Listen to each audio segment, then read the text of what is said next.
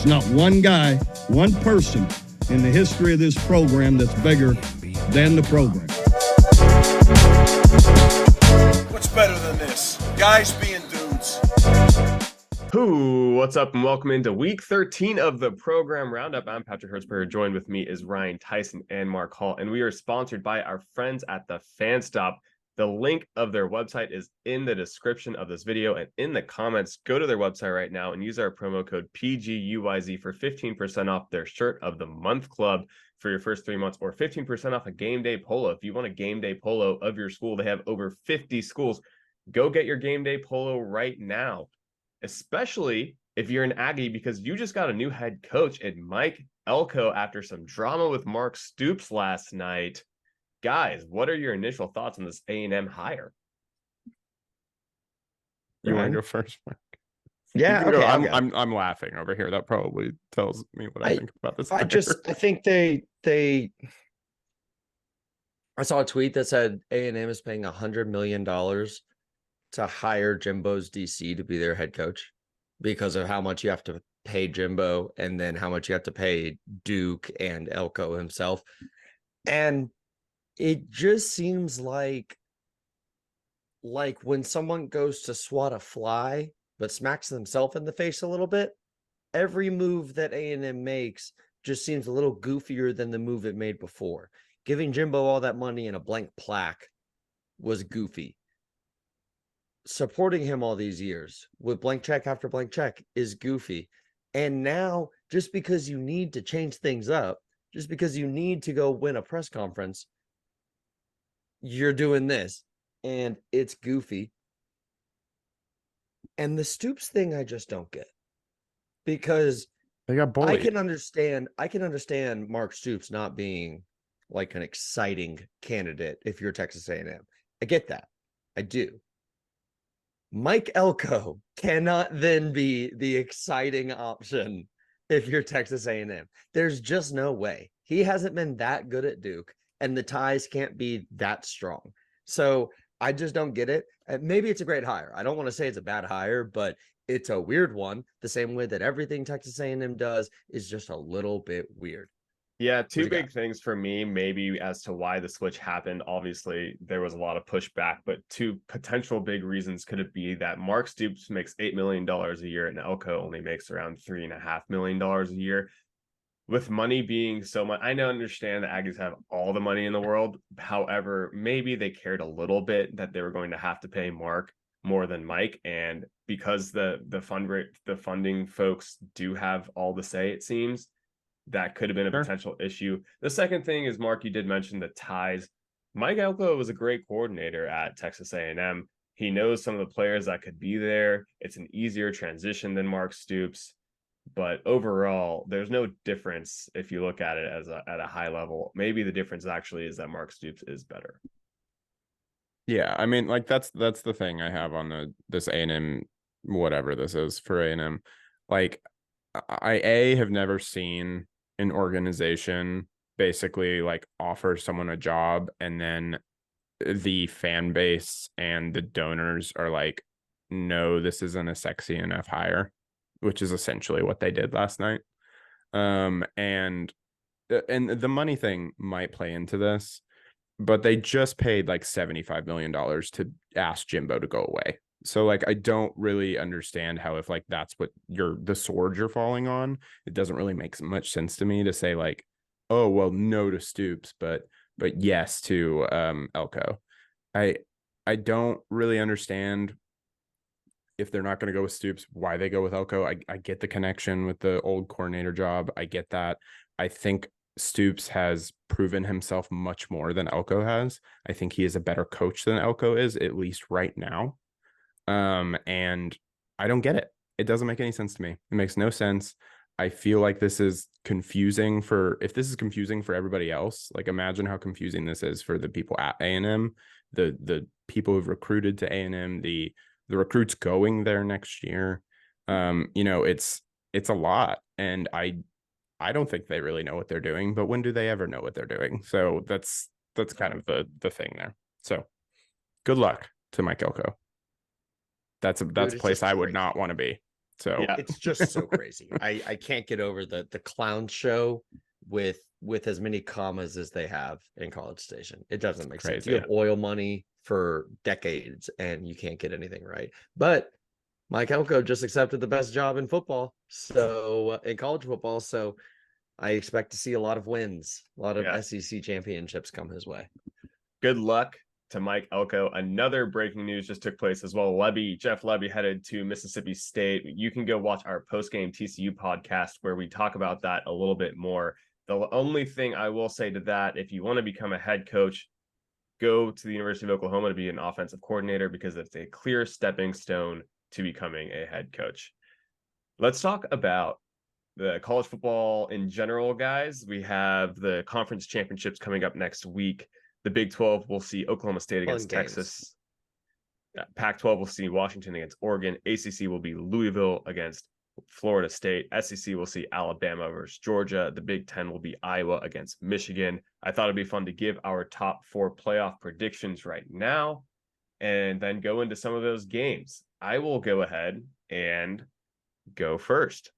Give me Georgia at 1, Washington at 2, Michigan at 3.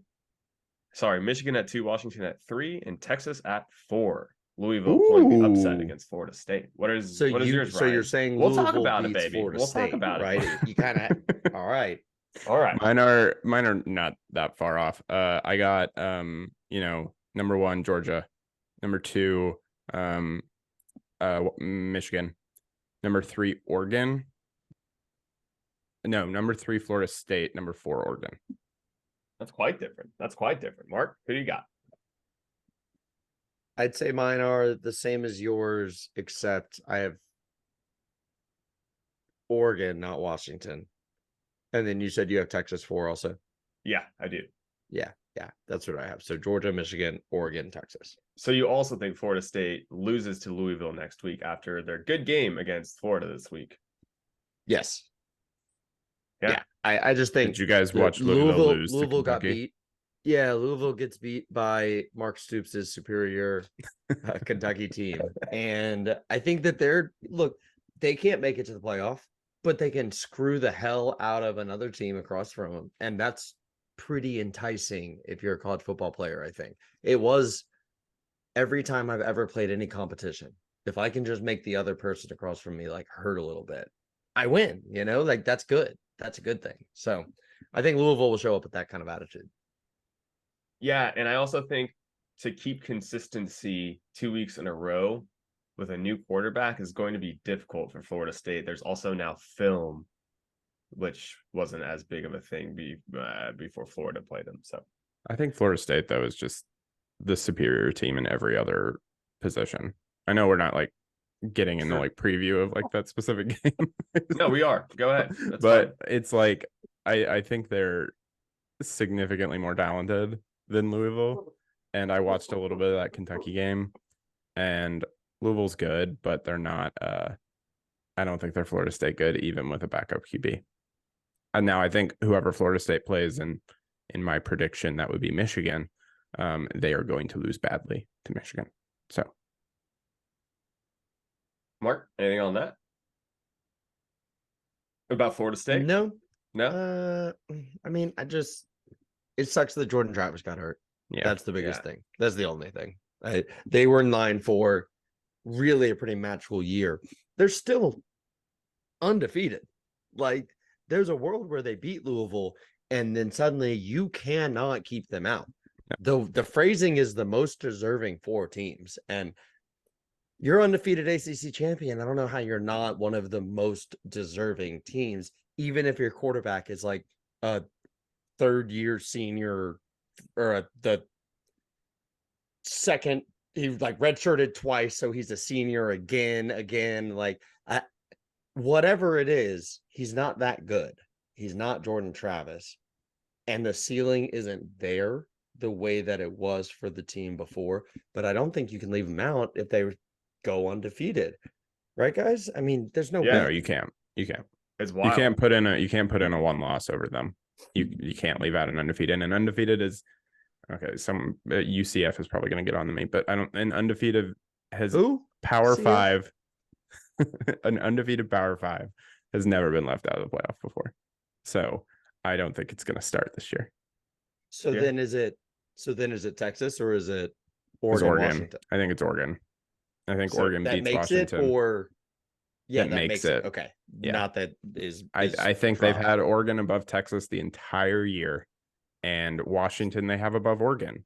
And you're saying if Oregon comes in and beats the 4th ranked team in the country on a neutral site that they already lost to once this year, so it's like a revenge game, versus a Texas team that's beating Oklahoma State, is now if Oklahoma State, if it was OU in the Big 12, that could be a little bit more interesting. But I think I just think with all of those elements, I don't see how you put Texas in front of Oregon. I think all the Texas fans and a lot of other people are going to come in and say that win over Alabama means more than any win that Oregon has had. I think you just have to look at precedent and what they've been doing all year. And they really think highly of the Pac-12, and they have all year. So I would totally agree that Oregon deserves it more than Texas. Texas, great win against Alabama, sure, but Oregon's strength of schedule is better anyway. The Big 12, sorry, kind of had a down year again. And It a was lot of their fun games like were halfway easy. through, right? Texas had the And then it easiest got schedule weird. after OU. Yeah. The easiest schedule after OU. Oregon did not. Oregon's playing in-state rivals the last week of their season that could beat them. and they didn't even get close to beating them. Yeah. So Number 16 in-state rivals. Yeah. I mean, that's what Oregon State was ranked. So that is why I think it will be Georgia, Michigan, Florida State, because I think they beat Louisville, and you have to slot them in at number 3. And then I think Oregon's going to beat Washington. But if Washington beats Oregon, they would be the 4th spot. Yeah, and Did you guys see? Yeah, go ahead, Mark. Even though Washington is ranked ahead of Oregon, Oregon was favored by like 9.5 Yeah. when the game opened. Wild. That's wild. And Yeah. also, yeah, sure. Feels okay. right. I It get feels it. right. I mean, 9.5 seems high to me, but I definitely take Oregon in that game. I don't know if I take 9.5, but I take Oregon definitely. 9.5 is a lot of points. Remember, we are sponsored by our friends at the Fan Stop. You should go to their website and use our promo code PGUYZ. That's PGUYZ for 15% off their Share of the Month Club for the first 3 months, or 15% off their game day polos. They have over 50 schools. These are licensed polos, and your school's most likely on their list of schools. Guys, I wanted to bring this up. We could potentially have 4 undefeated teams in this year's playoff, which would be absolutely crazy. I'm someone who thinks Washington Unprecedented. could beat Oregon. Everyone in the world thinks Oregon's going to beat Washington. Washington is a powerful offensive team, and I don't know, guys. I don't trust Dan Lanning. I can't do it. I can't do it. He's part of why I would pick Oregon in this. I think what he's done in Eugene, think he's been there as long as Brent Venables has been at Oklahoma. And this is like 2 straight double-digit win seasons for him. The cupboard wasn't quite as bare, right? It's a different situation. Yeah. But what he's picked up on and then built upon in Eugene is impressive stuff. That's the team moving from the Pac-12 to the Big Ten that is going to disrupt some shit for the OGs in the Big Ten. It's not going to be UCLA. It's not going to be USC. It's going to be Oregon. And I think that they're better than Washington too. I just do. I think Michael Penix is awesome. They have fantastic receivers. Oregon has a better defense, an older quarterback who might be better at college football than Penix is. And they're a unit, man. They remind me of the Woodlands, Patrick. Yeah. I love that for us. So the only loss that Oregon has is to Washington at Washington earlier in the year in a game that Oregon should have won. They should have won that game. They made mistakes. They got in their own way and they lost that game. I don't think they're going to make these same mistakes again in Las Vegas, which is where they're playing, which is odd. And I think that they are the better team. And from what I've seen, especially over the past couple weeks, Washington just skated by Saturday evening or was it Saturday? I think it was Saturday evening against Yeah. Washington State. And I know that's a rivalry game. I understand that. But it's, like Oregon is not skating by anybody. They're like blowing people out. Like they are just dominating every single game that they play. And I think right now they have the momentum and they're the better team. I don't see how they lose that game. And I'm probably going to eat my words, but right now I don't see how they lose it. I'll eat them with you, baby. Yeah. I will eat them Love with it. you. Patrick, let's talk about a team who didn't really blow out their opponent this week. Did you guys see the end of the Alabama Auburn Yeah. game? Yeah. That, oh my God, throw from Jalen Milroe to close the game out, lock down their spot in the SEC championship, and I think they were already locked in, but a possibility at the college football playoffs still. It's absolutely wide Crazy. open still for Alabama. Nuts. If they can take care of business against Georgia, they're going to be a 5.5-point dog in that game at the Mercedes-Benz Stadium in Atlanta, Georgia. Basically a home game. What do we think about that one, guys? I thought, Yeah, go ahead, Ryan. no, the Auburn thing, like they rushed like two people and he sits there for literally like how long? 10, Oh, 15 wow. seconds, I think. I don't know how you draw up that play defensively. I don't understand how that happens. That shouldn't happen. And I will say it has created many great memes of all the people in the stands like crying. So good for Auburn on making a lot of memes that we can use on Twitter. For the actual game itself, Georgia, Alabama, I don't know. It's weird. I think Georgia's going to win the game. I think they're the better team. I think they have more consistency and more stability, but Alabama can be strange sometimes. And like, you can never count them out. You can never count out Saban ever. And they have in the past 2 years, especially really, Georgia has their number and Kirby Smart has Saban's number. And I think when we keep thinking about this, we're like, when is he actually not going to have his number? Like, when is Saban going to come back and like kind of take over, for like mentor and mentee type situation? I don't think it's going to be this year. I don't think this is the best Alabama team we've seen in the past couple of years. I think Georgia, even as, sometimes unimpressive as they can look, they are so consistent. And that consistency is what has won them the last two national championships. And I'm not going to count them out because I don't think the consistency has fallen at all really in the past year. So I would not be surprised if Alabama wins that game. Georgia, though, I do predict that they win it. It's just, if I'm Saban, man, I don't let it happen again because it's truly your number two if it happens again. Right now, I still think that there's up for debate. And I'm talking about like number two right now. But I don't know. That's my only drawback is I wouldn't bet on this game. That's what I'm saying. Mark?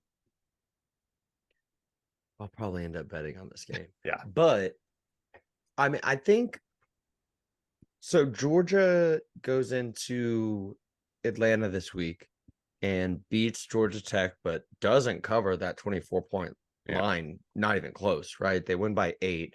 I'll be paying for that this week. And Georgia doesn't play Brock Bowers. They don't play Lad McConkey, their best receiver, the weirdest thing. Though he's their Drake Stoops, though. It's just what it is. An exceptional college football player. And the best tight end, maybe the best player in college football. That's because they're getting him ready for next week. I don't like that if I'm Alabama, considering I have a long, difficult game of my own that goes on that night too. I think Georgia wins. And they're just better on both sides of the football. It's just probably cover too.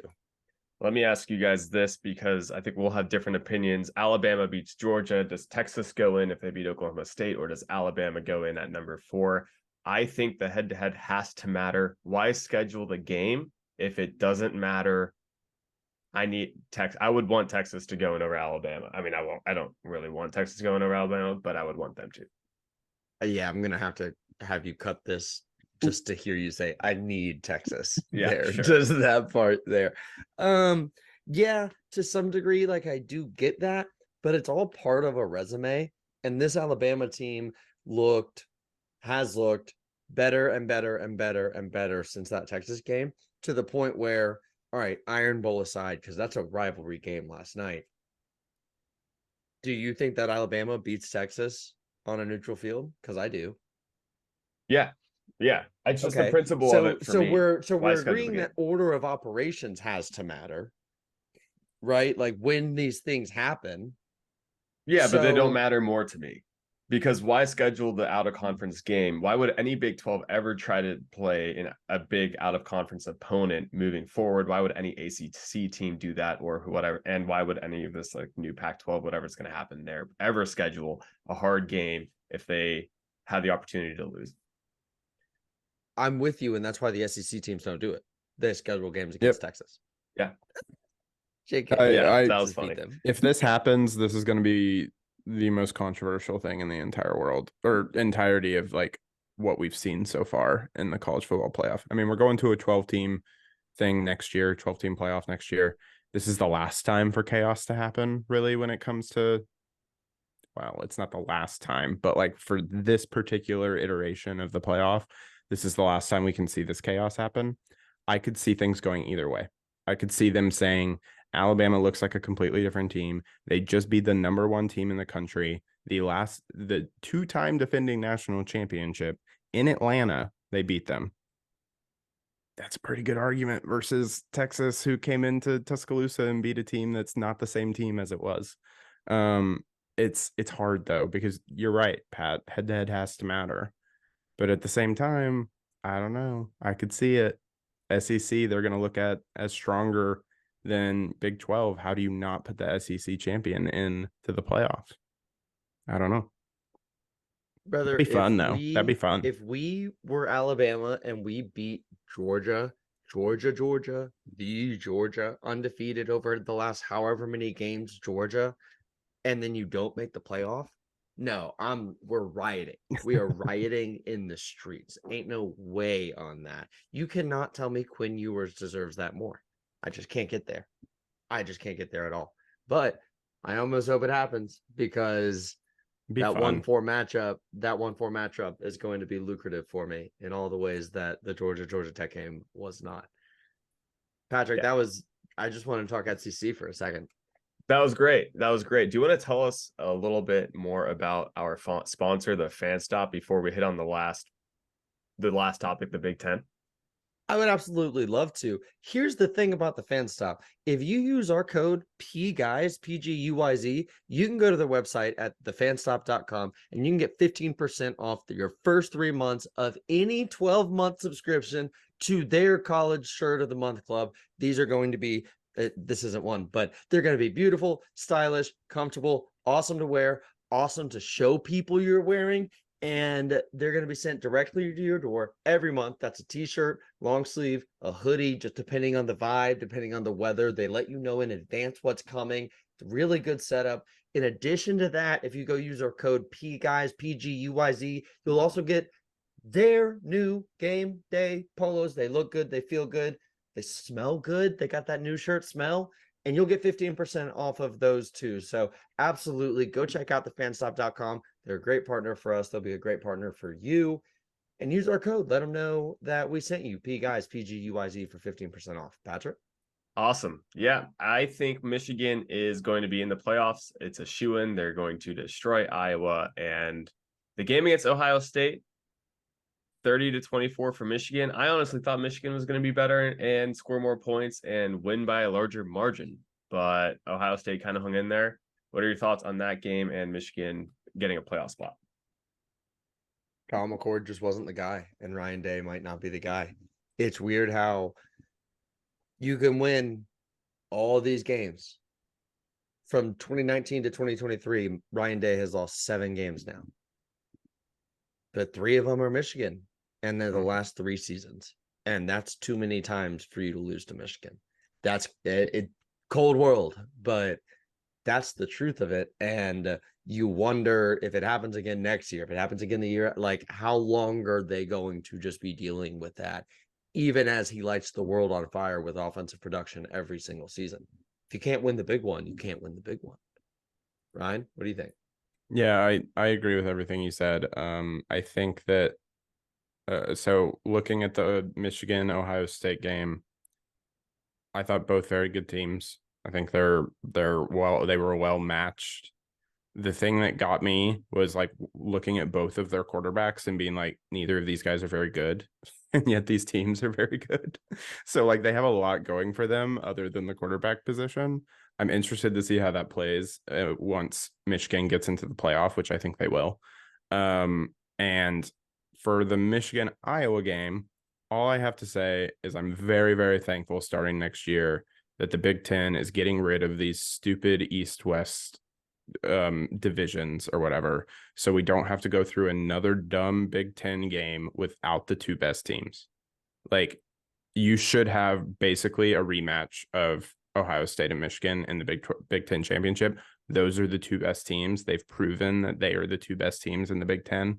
They should be playing for it.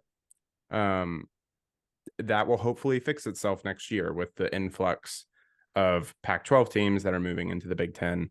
I don't know if they fully announced what they're doing around that, if they're getting rid of divisions, but at least if they don't, Oregon and Washington and UCLA and USC would most likely be part of the West.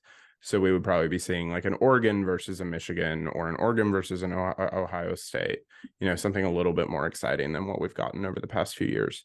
I think Michigan wins easily against Iowa. I think Iowa has a very good defense, but their offense is atrocious, and the Michigan is going to be able to score on them, and I don't think Iowa will be able to score on Michigan. So, yeah, I think the last sentence that you said there is basically everything that needs to be said about that game. Absolutely. Is Jim Harbaugh able to coach? He was only suspended for 3 games, so he's back in. Believe he's back now. I think it was like regular season, right? Wasn't it? Didn't they suspend him for the rest of the Yeah, regular it was season? just And the now 3 it's like, games that yeah, they had remaining, I believe. Got it. Awesome. I cannot wait for the NCAA piece of that investigation to like come out. finish, to actually be wrapped up and come out, and we just see how extensive it is. Yeah. All right. Well, let's finish this up with our MVPs of the week. Remember, go to thefanstop.com and use our promo code PGUYZ for 15% off their shirt of the month club for the first 3 months, or 15% off their game day polos. They have over 50 schools. I'm sure your school is there. Guys, I have an LVP of the week. Give me BYU for not being able to pull it off against Oklahoma State. Just an atrocious second half from them. Tough. The entire college football world wanted an Oklahoma against Texas rematch, and you blew it for us, and you didn't make a bowl game. You're my LVP. Mark? Ryan, you go. MVP, I think I'm going to give it to Jalen Milroe. Because that throw at the very end of the game, while he had too much time, and I think this is more on the defense than it is probably on him, that throw was incredible and perfect and exactly where it needed to be, and gave his team the opportunity to win the game at the end of the day, in a very tough, hostile environment that is Auburn. So my MVP's, Jalen Milroe. I think I feel good about that. That's nice. Mark? Yeah, I'm gonna go with an MVP. It's gonna be Ryan's guy, Dave Aranda, Oh God, locking himself in a 5th year. I don't know how this Baylor happened. Bears after a 3-9 season in his 4th year. It's almost like you are trying to take another step towards the bottom before finally pulling the plug and making the decision. They're gonna do that, bringing back Dave Aranda without Jeff Grimes, their offensive coordinator, who is pretty well liked in the college football world. And you got to think it would be a lot cleaner for the Baylor Bears to just cut things now. But clearly that's not the route they're going. And shout out to Dave Aranda. If I could do a 3-9 job at my job and retain it, that would be pretty nice too. So keep getting your money. My MVP, Dave Aranda. Good on Baylor for keeping Dave. I like the guy. Remember to go to thefanstop.com and use our promo code PGUYZ, PGUYZ. Thanks The Baylor for listening. fans don't like the guy, I can tell you that. Yeah. Thanks for listening. Thanks for joining. Big Aranda guy here. Mark, take us out. Keep pushing it, baby. 3, 2, 1. There's not one guy, one person in the history of this program that's bigger than the program. What's better than this? Guys being